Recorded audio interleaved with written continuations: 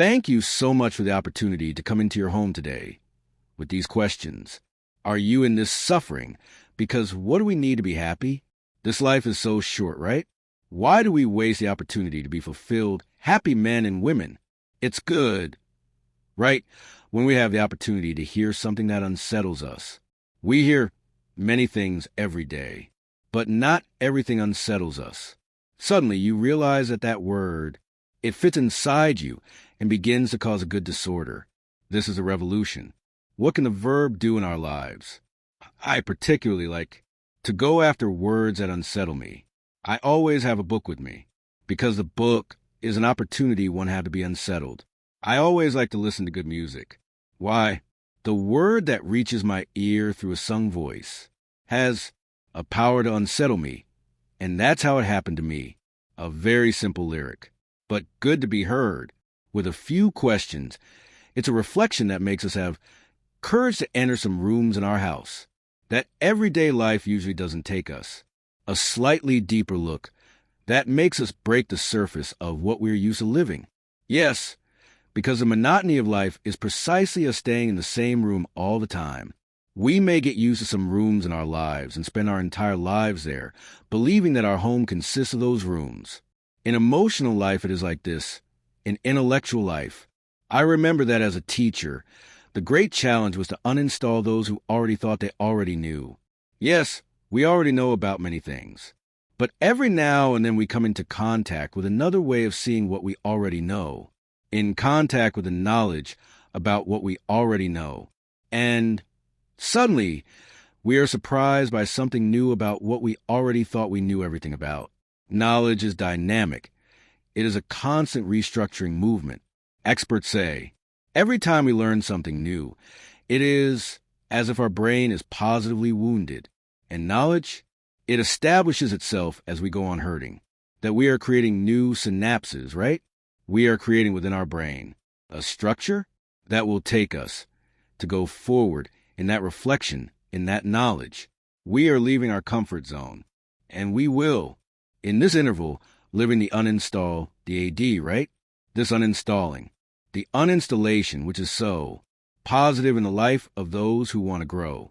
So, a well-asked question at the right time has the power to guide our paths.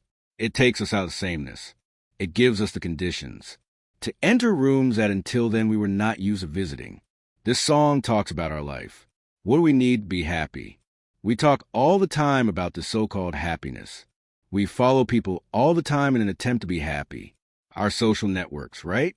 So many people posting what makes them happy, and even lying about what makes us happy. There are so many searches. Sometimes you try to be happy through your work. Yes, you work because you want to achieve something that makes you happy. Date. Try to be happy through this relationship. Have you married? Try to be happy in this marriage. I think every human being, even if they are not very aware of it, they are always trying to be happy even when they make mistakes. Until when we make mistakes, are we somehow trying to be happy? But the problem is when we don't know, when we're not clear about what actually makes us happy. I like to understand happiness in a little more depth. It may be that the word happiness is very empty of meaning. It may be that it has become very empty. In our days, have you ever heard here about human fulfillment? Which is precisely this adaptation we make of everything we can and cannot. Yes, because a fulfilled human being is one who has already become aware of everything they can, of everything they cannot. And from this power and not being able to, a space of satisfaction is created. It is the satisfaction of being who they are, of doing what they do, of working in what they work, studying what they study, of living with those they live with. And we don't always succeed within this fulfillment, doing only what pleases us. So we need to be constantly articulating the reality that surrounds us, because I like to call this our ambiences. And from these environments, we seek honestly to be in the place we really should be. This life is so short, right? Why do we waste the opportunity to be fulfilled, accomplished, happy men and women? Because that is God's desire for us. Is this conversion? Do you identify yourself in the structure of your life today? Is there anything that is an obstacle to your human fulfillment? God does not have honestly. Being in a place where we really should be. This life is so short, right? Why do we waste the opportunity to be fulfilled, happy men and women? Because that is God's desire for us. Conversion is this. It is you identifying from the structure of your life today. There is something that is being an obstacle to your human fulfillment. God has no interest in you becoming an unhappy person. Unhappiness is not God's plan for our lives. That is why in the plan He has for each of us, He never removes the obstacles. Because in the obstacles we find the strength to be able to achieve what we so much desire. Yes, we need to overcome the obstacles daily that deprive us of living, this happiness, this human fulfillment. And this song, she asks questions that go right to the heart of these questions. What makes us happy? What makes us fulfilled? And from this being, from these questions, we begin to deny, because we lie to ourselves. How many times I meet people, I identify this in myself. A lying structure around fulfillment. Do we pretend that we are? We pretend that we are fulfilled. We pretend that we know what needs to be done. We often remain on the surface of things, of situations, and we don't even have the courage to touch what really needs to be touched for our lives to be better. Personally, people like to think that God is always favorable, that my experience with you is always favorable to me. Never, never, never. I could understand that my experience with God could be an obstacle to my human fulfillment. God wants the best for me. And for a long time, I've been tearing that away from me, you know? Some mistaken understandings that God wanted my suffering. For example, no, God does not want our suffering. We suffer because we are human. It is part of our condition, but it is very petty. We keep thinking that God is commanding that suffering for us. Then, He doesn't need to command it. Suffering is there before us. It's on the path of everyone who wants to live well. In the same way, He also cannot free us from this suffering, because it is part of life. Suffering is part of life. What does He assure us of His presence? So, when I look at the structure of my life, what do I need to renounce today? I am seeing a reality that is favorable to my growth. I need to identify what today, in the structure of my life, is representing an obstacle to my fulfillment. You may identify a friendship, for example. A pseudo-friendship is a false friendship or collegiality that has been an obstacle to your spiritual, emotional, human growth. You may be under the influence of someone who doesn't wish you well. May you be free if you have walked in what they destroy. Or may they be taking you away from a context of fidelity to yourself. Yes, we can often become addicted to people who harm us. And suddenly, the enemy begins to undermine our hours, courage our dispositions, and we move away from the path that God wants for us. I say again that it is a path of fulfillment. Is it a path of happiness? So, it requires a lot of intellectual honesty. We are talking here about putting intelligence to work. What is in the structure of my life today? It is an obstacle to my human fulfillment. I remember that I once met a girl who was going to college to please her mother, and she told me this. She had the courage to say, I asked her, what do you study? She said, architecture. And do you like architecture? She's not doing it because my mother wants me to. I found that very cruel, right? An architecture degree lasts 5 years in a lifetime. Doing the opposite of what you intend to do to please your mother. Something is wrong in this relationship. Just as I saw, many people study law because their father was a lawyer and they follow the tradition even if it didn't fulfill them. How many people I meet studying law? Not because they want to be lawyers, but because they want to provide a public service in a public service exam. And then you asked, but do you identify with public service? It's not just for stability. That may seem like it. It's nice in the eyes of some. But this is truly absurd in the eyes of those who truly want to live their personal truth. Can stability represent something good in the minds of our parents who want to see us stable? It's natural that you want your child to be stable. But this stability comes at the cost of their joy. Is it worth it? If you reach this stability, you will have to kill all the dreams you have inside you. Is it fair? Is it just because we desire, with all the strength of our heart, of our understanding, to control the lives of those we love because we think that control is love? Is it fair? In the name of this control, we are condemned. until we love. Is it fair? In the name of this control, we condemn our own. We condemn our children. There's a stability that doesn't fulfill, that doesn't make you happy. These were the questions I asked the girl and her mother, and fortunately, they came to the understanding that what they were doing wasn't fair.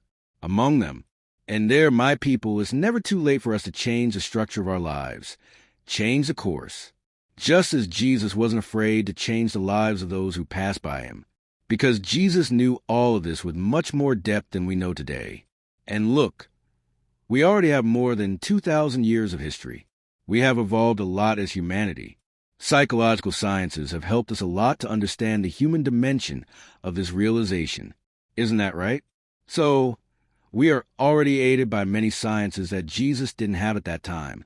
All of them corroborate Jesus' stance of putting the person on the right path. Will you live what you need to live? Don't waste time with conflicts that aren't yours.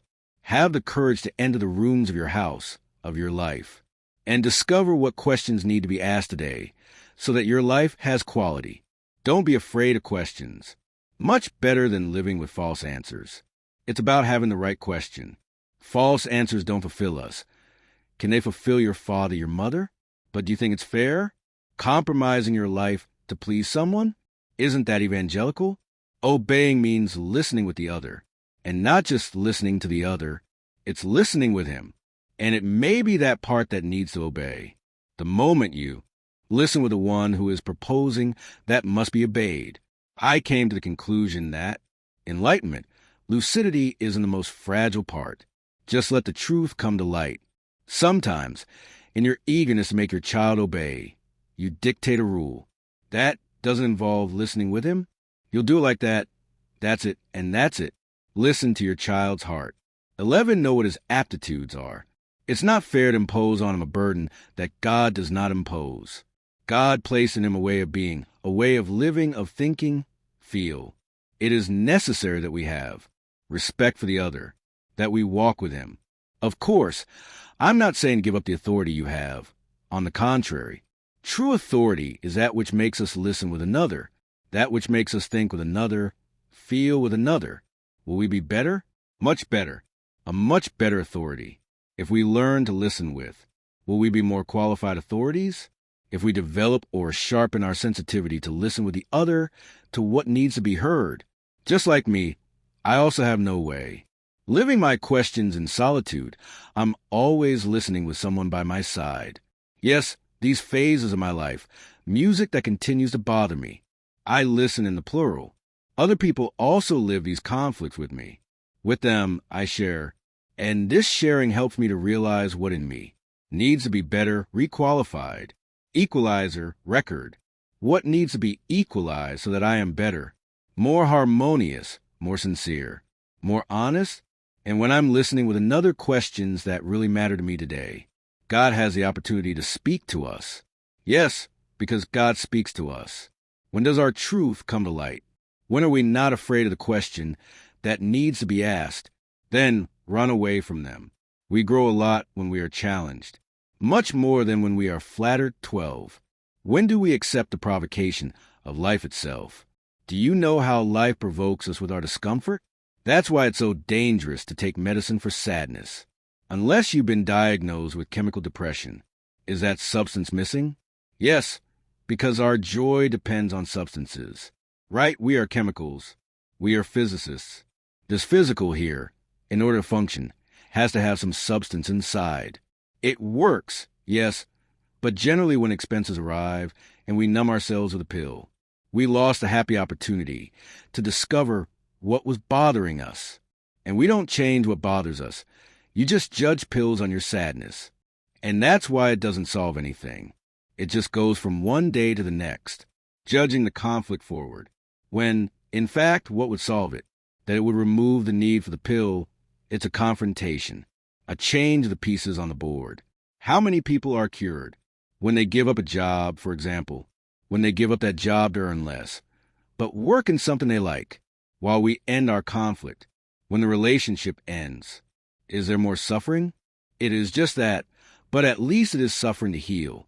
How many people resolve their sadness, their anguish, when they are able to put people in the right places, when you shield your heart so that it is not the target of the other's lack of love. How many people improve, get cured, when they are able to suspend their enrollment in college and say, this is not what I want for myself? How many children are healing? 12 when we look at them and ask what really matters because they like it, and what would they like to do with their lives? And you also grow when it is something you don't want it to be, and you, in an exercise of love, are you capable of wanting to understand what the other likes so much? We leave our world, we hurt what we are used to take a step with another, always hand in hand. Because we never make mistakes, my people. When we walk hand in hand, we never make mistakes. When we hold the hand of those we love,